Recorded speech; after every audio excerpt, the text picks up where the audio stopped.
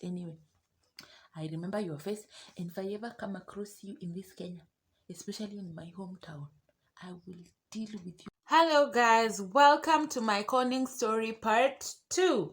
Now this is a Ugandan edition of how I was conned, getting away all the way to Uganda just to be conned. Now let's get straight to it.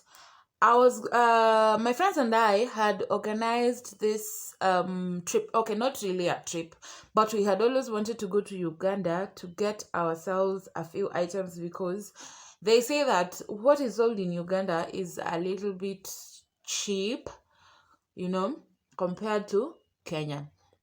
So we wanted to go to Uganda, just a weekend where you have nothing to do and not so much. So we planned and all that, and we went to Uganda. So we were 3, myself, Monica, and Mary. Mary and I were coming from the same direction, and Monica was coming from Kisumu. So we met at the border, Busia border. And I remember when we met, we went, eased ourselves. After easing ourselves, we got right into it. From where we had eased ourselves to where we were supposed to be crossing the border, it wasn't far, so we just walked. While we are on our way there, we are stopped by a border guy. So he tells us, he asks us, "Hey, where are you guys going to? You guys are going to cross the border?" We say, "Yeah, tunaenda kuvuka border." And they tell us, have you been vaccinated against corona? We say, "Yeah." "Do you have a yellow fever card?" "Yeah."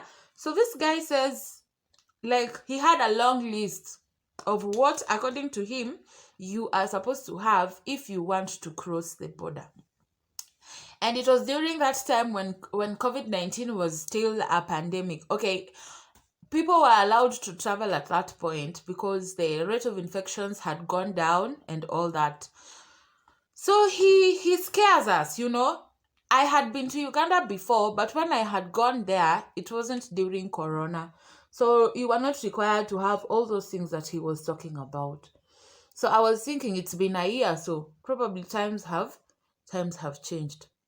So he tells us, allow us to carry you on our motorbikes and take you through a shortcut where nobody is going to ask you for those things. One way or another, 3 grown-ass women agreed to whatever he had said, and each of us get onto a motorbike. And the journey begins. So these guys are supposed to take us through a shortcut where nobody would ask us for what we would be asked for at the border. So we go for some distance, and after a while, I see policemen. And I ask this man who was carrying me, "Are those not policemen? Aren't they not going to create an issue out or ask us questions?" He says, "No, these ones just stand here for formality purposes. They don't really ask anybody anything." That is what this guy told me. So I was a little bit worried, but after that reassurance, I felt okay. So I sit and try to be comfortable. He had told me they were only going to ask us for our ID and nothing else. I have my ID. I have nothing to be worried about. Fine, let's go. So we get there. They had put it's between houses. There's a house, and on your right, there's a homestead where changa is being brewed. You know what changa is? Yeah. So we get there, and they ask us for our ID. I take my ID out. They ask us to sit. There's even an area there where you can sit. They ask us to sit, and we sit. So Mary does not have her ID, and Mary is one person who will laugh. Whether you are getting yourselves into trouble or something, she will always laugh. 98% of the time, she's always laughing. It doesn't matter what is happening. She didn't have her ID. Apparently, she doesn't carry her ID everywhere. So I take my ID out, Monica takes hers out. We thought that is the only thing they would ask us, like, where are your IDs? And that's it. So there's a lady policeman and there's a man. So the lady asks, where are you going to? And we answer and say, we were going to Uganda for a little shopping. Mistake number one. So now they know we have money. That was the first mistake. They tell us, fine, if you want to go to Uganda, give us 3,000 shillings each, and then we will let you pass. Are you for real? Are you for real? This lady says, because we don't have a yellow fever card, we don't have, I don't know what, I don't remember the names of those things, but they were quite a number of things. So ideally, she says, because we don't have all those things that they want, we have to give them 3,000 shillings. It is like bribing them so that they let us pass. I look at the guy who had carried me with his motorbike all the way here. I thought you said they don't ask for anything. Okay, I didn't ask him that, but my eyes were asking him all these questions. At this point, I tell myself, this motorbike people, they literally took us from the frying pan into the fire, right into the lion's den.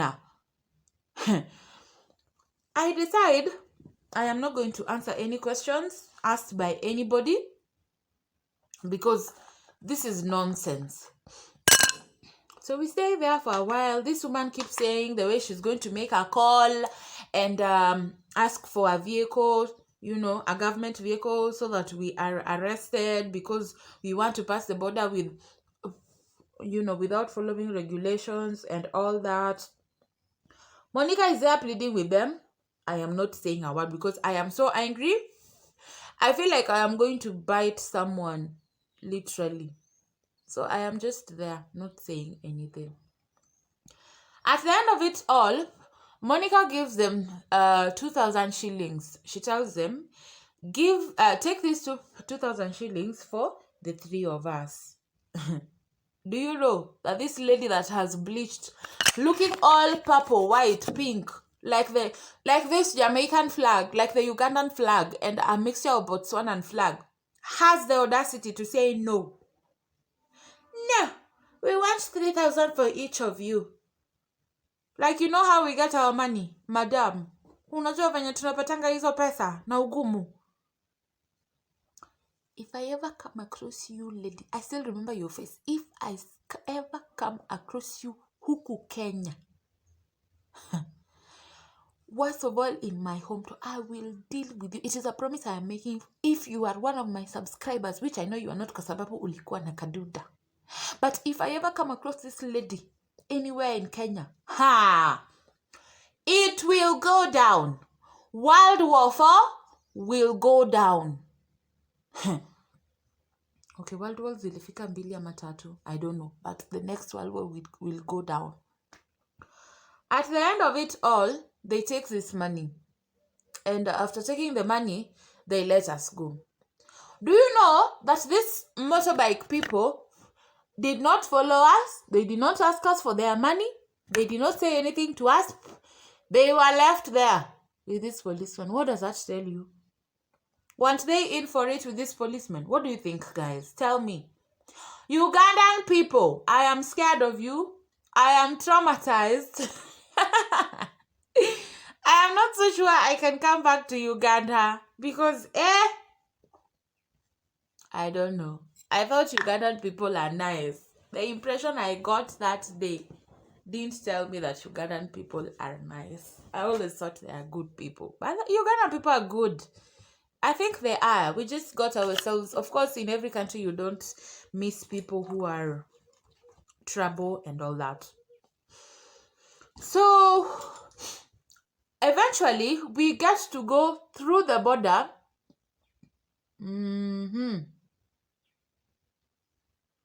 We went on foot to the place where we were supposed to go through originally. And funny enough, nobody asked us any question. And when I saw policemen on the other side, I felt like telling them, why? Where? Officer, tumekoniwa, you know. But again, officers are officers wherever you go. Don't you think even the Ugandan police know? Don't you think that even the Ugandan police know that there are those gunmen there? Probably they also know, you know.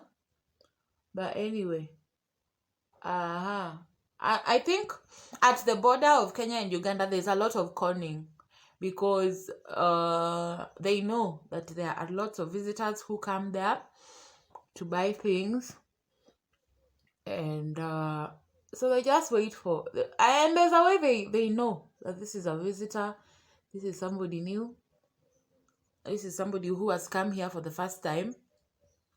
I think they know all those things. I don't know how they know, but they know.